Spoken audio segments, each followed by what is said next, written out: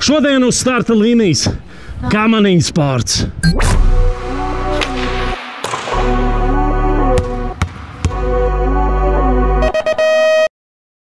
Nu, esam atpakaļ Siguldā, Kamaniņu sports, un pastāst lūdzu, ar ko izceļās tieši Kamaniņu sports? Ar ātrumu, adrenalīnu, virāžām, ledu. Kārtīgi ziemas sporta veids tiem, kam nav bail traukties lielā ātrumā pa ledus trasi. Vai uz ielas uzreiz var atpazīt ziemā kādu Kamaniņu sportistu, jo viņš visur meklē ledu?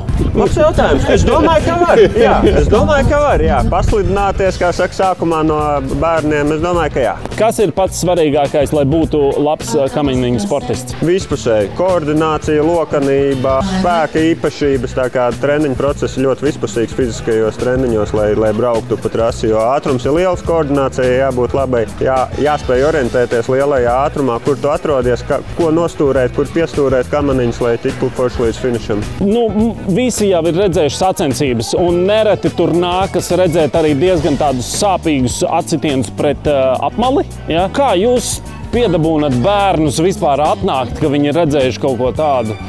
Arī labs jautājums. Bērniem jau patīk ātrums, asas izjūtas īstenībā. Ir arī, protams, daudzi, kam ir bail un pāris reizes pamēģina un saprot, ka tas nav priekš viņiem, bet īstenībā ir diezgan daudz tas ātrums un tas tiešām adrenalīns un tā braukšana, ka pa virāžām uzbrauc augšā un ka tev sanāk tās pozitīvās emocijas. Tā kā bērni mums netrūkst un nāk klāt jauni pievienojas, pateicoties arī mūsu lielo sportistu sasniegumiem, kas tā kā motivē un dod viņu kā elki mazajiem, lai nodarbotos ar kamaniņu sportu. Pieķersimies ekipējumam. No kājām līdz galvai. Kas ir vajadzīgs, lai nāktu viens jaunietis, sāktu trenēties šeit kamaniņu sportā? Kāds ekipējums ir nepieciešams? Tad pašā sākumā, kad nāk, tad pietiek ar ķīveri un aizsargu masku, un tad ir vai nu ziemas termoveļa vai ko nu vecāki sagatavo, bet jau ejot pa solīšiem tālāk, tad ir ekipējums sākās ar kalepšiem. Tie mums specializētie apavi, ar tādu nostieptu aerodinamisku poziņu, tad, protams,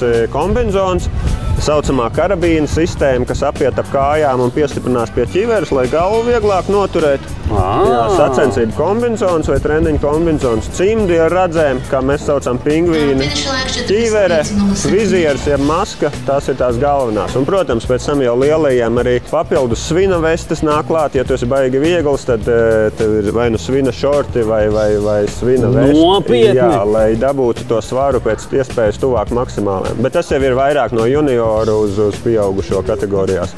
Mazajiem nav ļauts likt papildus svaru. Labi, iziesim cauri izmaksām. Cik tad šāds ekipējums maksā ķivere? Kaut vai vienalga, ka iesācēji puslietot, nu, teiksim, lai iesāktu vispār nodarboties. Vispār puslietotas nopirkt nevar. Ir jaunas maksā 250 eiro.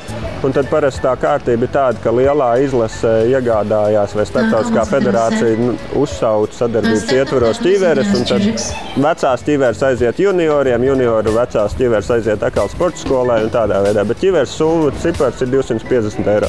Vizieris? 45 eiro. Nu, un tālāk, kas bija vēl tie aerodinamiskie apavi? Apavi, negribu samalot, ap 140 eiro pāris. Okay.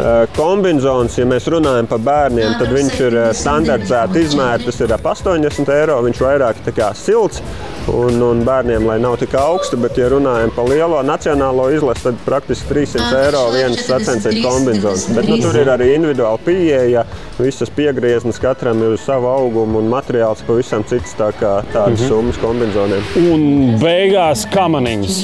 Bez tām jau nebūs kamaniņu sportists. Cik tās maksā, vai tās ir katram savas, vai tomēr te federācija nodrošina, kā ir? Sporta skolā ir kamanas maksā ap 2000.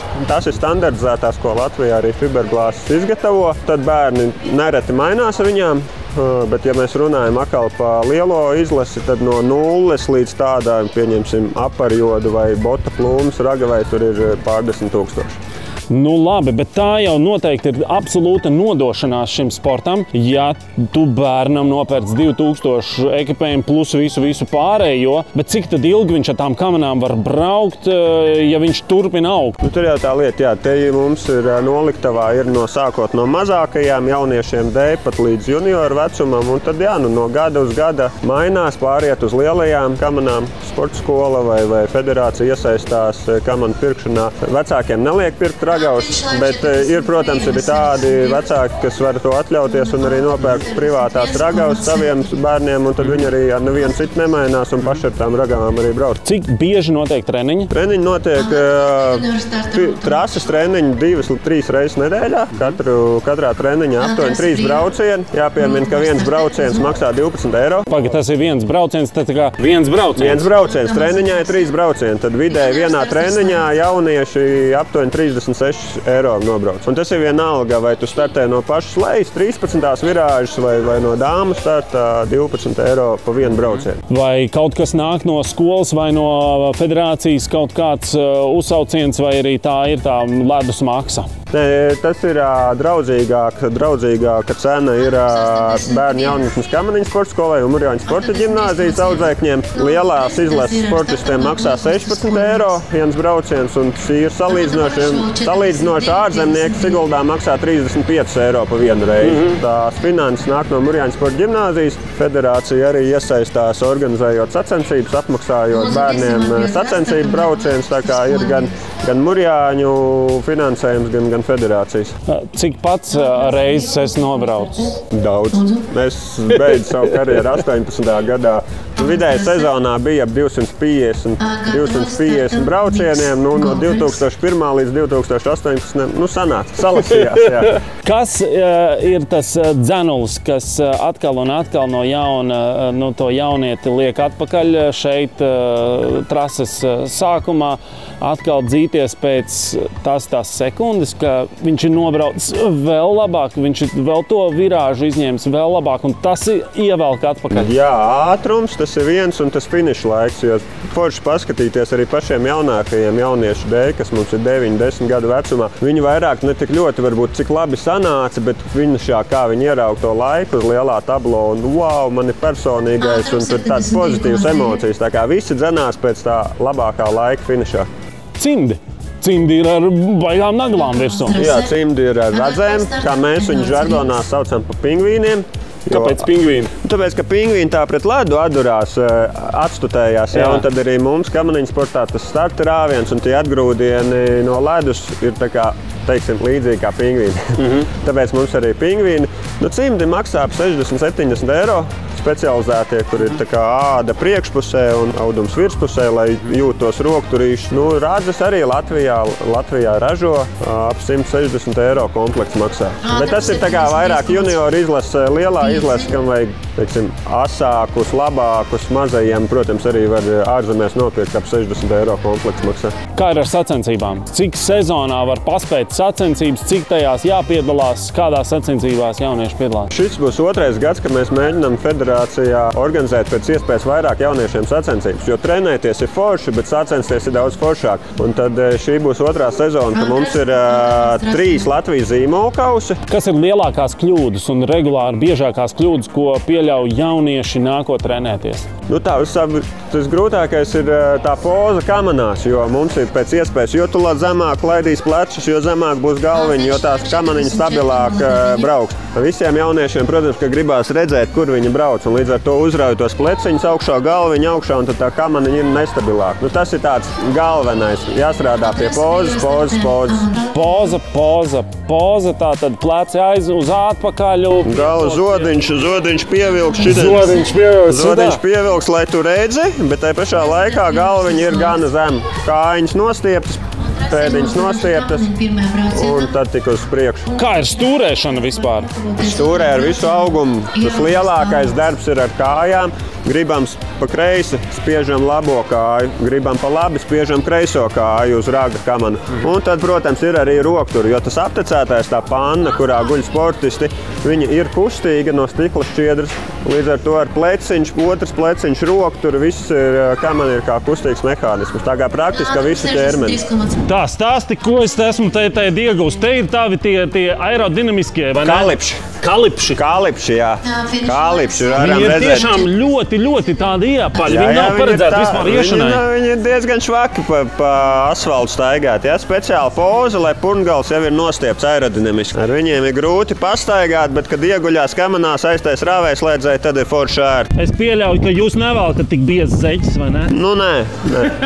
Jo vispār sportisti, lielie sportisti ņem pat krietni mazākus izmēru, jā, jo tā ir aerodinamika. Man šie pat neaiziet ciet, es sagatavojos kārtīgai ziemas treniņam un baidos, ka man Nu, nekas līdz pusītei dabūsim ciet. Nerekomendējam braukt vaļā apaviem, bet paskatīties tīri, saprast, kas kāds varam. Kas seko tālāk? Tā triko jau, jeb kombinzons tev jau ir mugurā. Jā. Apakšā ir termoveļa. Nekā siltāka nav. Bet vienalga ir augsts. Jā, bet šodien pat nav mīnus vēl. Tā kā, jā. Tālāk ir ķivere. Pareizi, ka kameniņu sportistiem ir nenormālai presē jābūt. Jā, jo visu ir jābūt visam. Kājas, mugura, prese, kakls, rokas, pleci. Nav tāda muskuļu grupa, kur varētu būt vāja. Tā, šitais tev būs otrādi. Šitien te ir, kā saka, ļipučka. Jā. Šito uzliekam te. Es tev pieturēšu un velc pāri. Uz leju vairāk. 82,4. Interesants fakts. Viņi ir jāsasmērē ar šampūnu vai dušželē pirms katra brauciena, lai viņi nesvīst ciet. Sasmērējam, vielīti izslaukam ārā, atstājam nedaudz un tad viņi nesvīst ciet. Es šobrīd ļoti labi dzirdu savu elpu.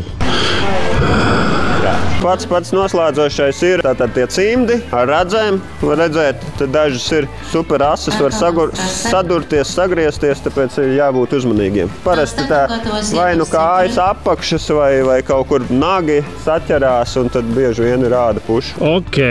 Savulaik viņi mums bija no metāla. Un tad gan ir mīnus 15 grādos, metāls caur cimdu, tāpat iebrauc finišā un tu vispār nejūti pirkstu galus, vispār nejūta. Un tu pūti virsū silta elpa un viņš tā kā kož tev. Bet tagad ir jau dzīve gājis uz priekšu, vairs metāla nav. Nu labi, un tad principā sēšanās kamanās. Tieši tā. Labi. Uzmanīgi. Dibeni liekam šeit, kāju droši kā pār. Šeit es vienkārši sēžos, vai ne? Sākumā, jā. Man ir BMW kamanas. Te ir BMW kamanas. Tā, rokas rokturi. Tieši tā. Es jau slīdu uz priekšu. Es tev pieturēšu. Un tagad gulies, paiz priekšu tā, lai dibens ir vairāk. Īkšķīšiem rekurs, skaties, šitais speciāla vieta ir. Ej, draugi, rekur ir tāda nuanse. Īkšķītim ir vieta. Visam ir padomāts. Nu, tā. Šajās tev maz drusceņi var būt pa lielu, bet tas, ko minēja, tātad pleciņiem jābūt šeit, zodiņš pievilkts. Šitā? Kājas šitais nav aerodinamiski šādi. Es tev maz drusceņi iestumšu, jā? Un šādi jābrauc uz priekšu. Cik ilgi šitā? Nu tā, 40-50 sekundēm. Un tā, lai saprastu to mehānismu, ko stāstīju, tātad gribam pa kreisi ar labo kāju, redzi? Šitais raksts.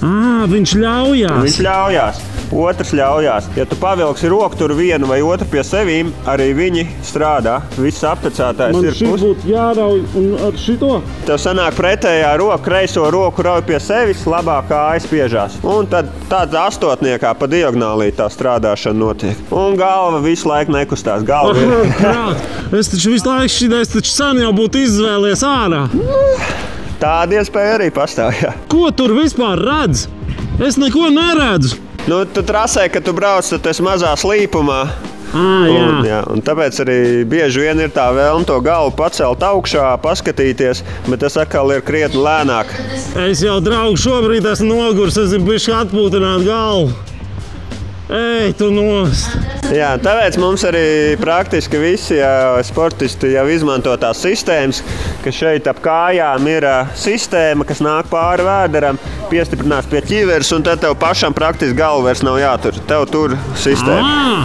Jā. Agrāk ar tādām nebrauca, tagad praktiski visi izņemot divniekos ar tādām arī startē. Tātad, kā man ir kustīgs mehānisms, viss kustās aptecētājs, rokturs var pastūrēt pie sevis un prom pavilkt. Un redzam, apakšā arī sliecīti kustās. Tātad braucam virāžu, pieņemsim, ir pa labi griežās, mēs strādājam šitā kāja un tas rokturs iet pie sevīm velkās. Tu saki, visu laiku velkās, man te nekas nevelkā. Jā, tur nedaudz. Nav tā, ka tu tā kā mašīnai rokas bremzi norausi. Tā, nē, maza kustība un viss jau strādā, jā? Tieši tā. Nu, wow! Poza šādi, pleci uz aizmuguri. Nu jau tev paz, šitā ir izcili, tikai kājas nostiep. Labais augšā. Un bet es neko neredzu, es vienmēr neko neredzu. Pievelc, Ej, tu nost! Šis ir tik grūti! Šis ir neiespējami!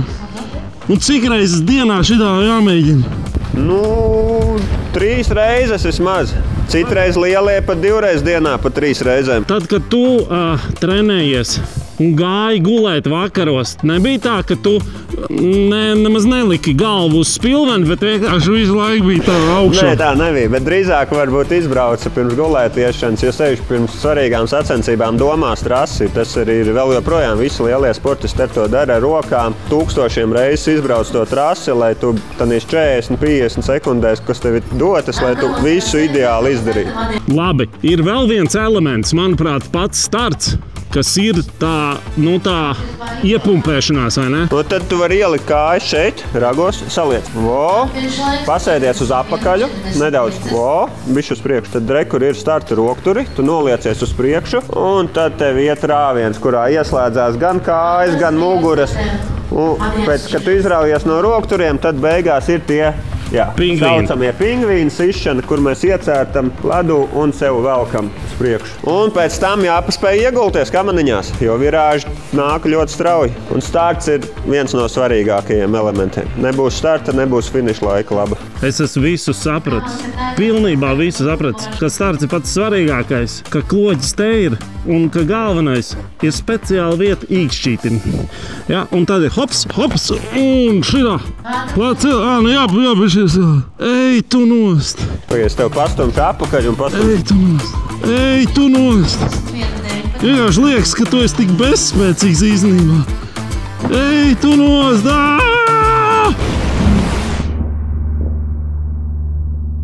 Nē. Kāpēc no visiem sporta veidiem izvēlējāties kamaniņu sportu? Jo man patīk. Man patika. Mamma ar tēti parādīja, kad ir tāds video, un man iepatikās, un es gribēju arī pamēģināt. Labi, un tu? Man patīk kamaniņu sports, jo tur ir ļoti liela ātrumi. Ok, tad tev vienkārši patīk ātrums? Jā. Labi. Vai atceraties savu pirmo treniņu, pirmo nobraucienu, vai nebija nenormāli bail, ka jūs vispār nezināt, kur jūs vispār tur galā nonāksiet? Bija. Un kā tu pārvarēji bail? Es braucu, un man vairs nebija tik bail. Labi, un tu? Bija bail, jo pirmajā dienā tu jau nesaproti, ko tu dari. Es domāju, gan. Kas ir pats svarīgākais, lai būtu ātrs, superātrs, izturīgs un atcerētos visas manevrus un visu? Kas ir pats svarīgākais? Iet uz treniņiem draudz. Mums ir arī katru nedēļu fiziskie treniņi, ne tikai šeit. Un mums vajag ātru ledu arī. Vajag būt augstam laikam tā, lai ledus ir ātrs. Ko jūs darat vasarā? Vasarā mums ir fiziskie treniņi. Šeit uz kalnu mums ir vasaras kamenas ar slidu ritentiņiem. Mēs ar tām braucām. Labdien! Kāds starts? Labs. Kāds rezultāts? Labs. Kuru virāžiņu neizņēma, kā nākas? Labs. Visu pareizi izdarīja. Visu perfekti, šis tavs labākais rezultāts? Jā. Labi, kāds laiks bija? 35. 35 sekundes? Jā. Wow, labs. Ko jūs teiktu vēl citiem jauniešiem, kuri skatīsies YouTube'ā šo un domās, labi, bet man ir bail, kāpēc viņiem nākt un pamēģināt kamaniņu sportu? Lai, pamēģina, tas ir forši. Parasti ir bail, bet tad var pārvarēt bailes. Lai izzūd jaunas sajūtas, lai pamēģina arī citu sporta veidus. Kādi ir kamaniņu sportisti? Viņi ir draudzīgi, jo jūs jau katrs pa sevi. Nav tā kā basketbolā, kur jūs tādu visu komanda un tā. Mēs esam draudzīgi. Jā? Jā. forši. Mēs jau pēc katra brauciena sarunājamies. Nav tā kā mēs visu braucienu, visu runājam un tā. Un tad visbeidzot jautājums. Es gribu, lai jūs abi divi pabeidzat teikumu. Pirms es sāku, man neviens neteica, ka? Kad šeit būs ļoti ātri, man no sākuma bija ideja, ka te brauc daudz lēnāk, bet pēc sajūtām tas ir ļoti ātri. Tu zini, ka tu tikko nobiedēji pilnīgi visus skatītājus, ka ir vēl ātrāk nekā varbūt izskatās. Jā. Lēnāk bet pēc sajūtām katram ir savādāk. Vai ne? Kāds ir jūsu mērķis? Uzstādīt jaunus rekordus un sacensībās dabūt vietu. Es gribu kļūt par olimpisko braucēju. Lai Citām valstīm, kā mana trenera Anna. skaisti. Džeki, lai sanāk, lai izdodas un lai perfekts līkums, perfekta trase un vienmēr izcils ledus. Nu, tikko tu nobrauc, kāds starts? Tāds vidējs ir lietas, ko var pielabot, bet finišēji tas jau pozitīvi. Klausies, vai nav sarežģīti tomēr, jo treneris jau tev nebrauc līdzi, viņš arī neskrien līdzi, bet tev it kā pašam ar izjūtām ir jāsaprot to, ka, tajā 9. līkumā es tur kaut ko ne tā izdarīju, piemēram. Tur tāds miksējums no pašas saprašanas, un arī treneri visur stāv, un viņu acis labi redz tās kļūdas. Tā kā pēc brauciena ar rāciju uzzvani un uzzini, viņi paskaidros vairāk, kas tur nogāja. Bet vispār es tā noprotu, ka kamaniņu sportisti tādi pašapzinīgi, individuālisti ar raksturu, vai ne? Piekopt, izkopt to savu tehniku un prasmes, pareizi? Jāmēģina būt labākajiem. Kas tevi visvairāk aizrauja kamaniņu sportā? Ātrums. Ātrums? Jā. Labi, kāds varētu teikt, ka ar mašīnu arī var ātri pabraukt? Tas gan, bet man liekas šitā cita sajūta. Tādā riktīgā kontrolē kaut kas aizies greizi, kaput, svēji jūt katru kustību. Pabeidz teikumu. Pirms es sāku, man neviens neteica, ka? Es būšu vislabākais. Labs! Man stāsta tādu leģendu, ka šī trase ir uzbūvēta jums. Tā varētu būt tā. Kāpēc mums Latvija uzbūvēta? Jā, bet pateicoties tieši jūsu lielajiem sasniegumam 80. gadā, ka principā saprata, tur ir potenciāls vēl jauniem augiem. Nē, es apstrīdēšu. Pateicoties manam trenerim Valdim Tilikam un Amantavai Ingrīdei, protams, un man. Jā. Viena patiesi to nenopelnīja. Kā jūs redzat jaunieši, kuri iesaistās kamaniņu sportā? Kas ir tās lietas, kas viņus dzen uz priekšu atkal atgriezties trasē? Es domāju, ka rezultāti izlasē, junioru izlasē. Patīkam skatīties, kad kāds ir uz piedestāla. Braucieni, es tā sapratu, 3 braucienu treniņu laikā, ja? Ko var saprast no 3-4 braucieniem? Ļoti daudz, ko var saprast, tāpēc mēs braucam tos 3-4 braucienus, lai saprastu, uzkāpt augstāk, sākot ar 13, 9-10, ar junioru startu, ar 6. virāžu, ar pakāju, un pēc tam dāmenu un vīrstarts. Par to mēs cīnāmies, lai saprastu, viņus pacelt tik tālu augstā. No sākuma viņi skatās no 13. virāžu uz to vīrstartu uz augšu. Mums vajag sasniegt, lai viņi sāk no vīrstarta skatīties uz leju. Ko jūs teiktu kādam jaunietim, kurš uz kamaniņu sportu skatās varbūt ar bību un ar bailēm? Vispār pamēģināt, bailes, ka kāp iekšā, nezinu, kur vispār attapsies, atdursies un apgāzīsies un vēl nes kas notiks. Kā jūs iedrošinātu pamēģināt kamaniņu sportu? Es domāju, mēs sākam ar starta estakādi, kur ir praktiski minimāla ātrums, kaut kur 15-12 km/h. Pēc tam ar 13. virāžu, kur maksimum kaut 50 km. Un pēc tam pakāpeniski ceļam augšā. Un ar to visu viņam pazūd bailes un viņš sāk strādāt. Kas, jūsuprāt, ir tādas lielākās un vajadzīgākās rakstura un arī fiziskās īpašības, lai būtu veiksmīgs kamaniņu sportists? Es domāju, ka šeit nav tik svarīgi tas fiziskais vai vēl kaut kas. Šeit ir svarīgi, ko viņš grib sasniegt. Ja viņš to grib sasniegt, mēs to uzreiz redzam. Viņš brauc, viņam patīk, viņš dzird trenerus un izpild tos uzdevumus, ko mēs viņam dodam. Kamaniņu sports ir individuāls sporta veids, vai ne? Tu un trase, principā, vai ne? Tu un līkums, tu un kamaniņas. Un tad visu to jāsastēlē kopā, lai veidotos izcils brauciens, labs brauciens. Kā ir ar tādu kolektīvu veidošanu un tādu draudzīgu komandas atmosfēru? Tā nepietrūkst? Es domāju, ka ne. Tas viss atkarīgs no treneriem. Ja treneri kolektīvs un draudzīgi, tad audzekņi arī ir kolektīvs un draudzīgi. Paldies jums liels! Paldies! Ko es esmu sapratis? Kamaniņu sports, tas ir aizraujošs, tas ir ātrs sporta veids. Var redzēt to, ka tiešām jauniešu acīs ir visu laiku šī deksme un vēlme būt vēl ātrākam un nianses un izstrādāt un atcerēties un trenēties. Un galu beigās tā vien šķiet, ka no malas varbūt viņi ir tādi individuālisti, katrs tikai pa vienam brauc, bet viņi kopā kā kolektīvs, kā draugi, kā treniņu biedri ir ļoti draudzīgi. Tā kā, ja vien ir iespēja, nākat pamēģināt kamaniņu sportu. Šis ir raidījums Uz starta līnijas!